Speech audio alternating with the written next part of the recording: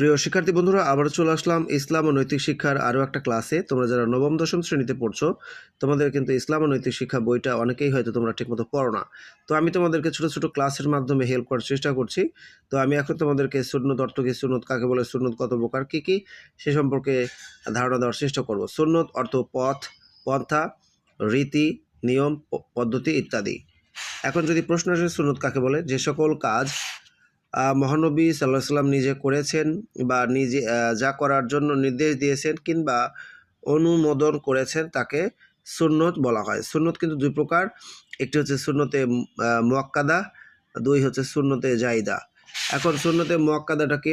যে সকল কাজ মহানবী সাল্লাল্লাহু আলাইহি সাল্লাম নিজে সর্বদাই পালন করতেন, অন্যদেরকে তা পালনের তাগিদ দিতেন, তাকে সুন্নতে মুআক্কাদা বলে।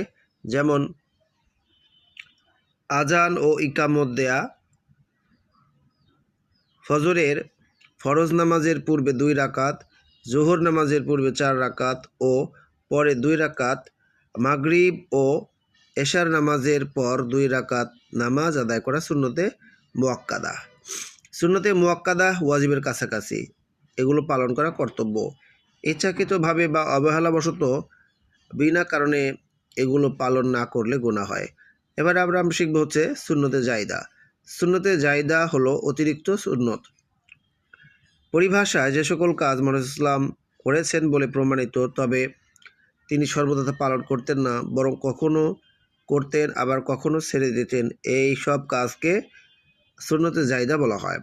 মহানবী ইসলাম এরূপ কাজ করার জন্য উম্মতকে উৎসাহিত করেছেন, তবে এ ব্যাপারে তিনি তাগিদ করেননি এবং তা না করলে গুনাহ হয় না। সুন্নতে জাইদাকে সুন্নতে গায়রে মুআক্কাদা বলা হয়।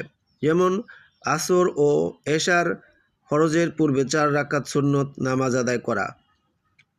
সুন্নতে জাইদা পালনে অনেক সওয়াব পাওয়া যায়। তো শিক্ষার্থী বন্ধুরা, আমরা শিখে ফেললাম সুন্নত অর্থ কী, সুন্নত কত প্রকার ও কী কী।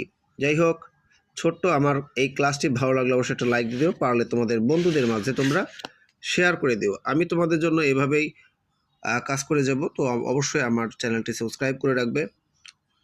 আমার English with Azim YouTube channel রয়েছে, সেখানে তোমাদের ইংলিশ পড়া পাওয়া যাবে।